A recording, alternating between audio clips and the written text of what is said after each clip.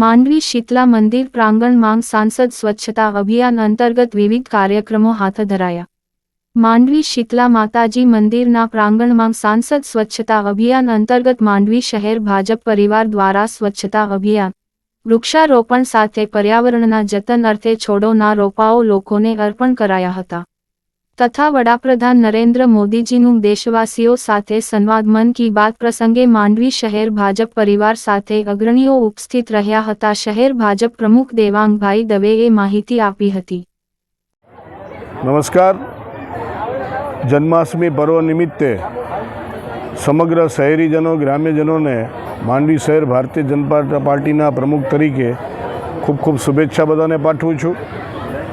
કચ્છ જિલ્લાના નવયુવાન અમારા માર્ગદર્શક અમારા પ્રેરણા સ્ત્રોત્ર યુવાન સાંસદ લોકપ્રિય સાંસદ અમારા માનનીય વિનોદભાઈ ચાવડાની સાહેબની પ્રેરણાથી આજ રોજ સાતમના દિવસે શીતલા માતાજીના પ્રટાંગણમાં એમના દ્વારા પવિત્ર જન્માષ્ટમી પર્વ નિમિત્તે તુલસી પત્રના રોપા, બિલ્વપત્રના રોપા, કરણના ફૂલના રોપા જે મહાદેવ અને માતાજીને જે આપણે ધરાવીએ છીએ એ પવિત્ર રોપાઓનું આજે અહીંયાથી માનનીય સાંસદશ્રીની પ્રેરણાથી વિતરણ કર્યું।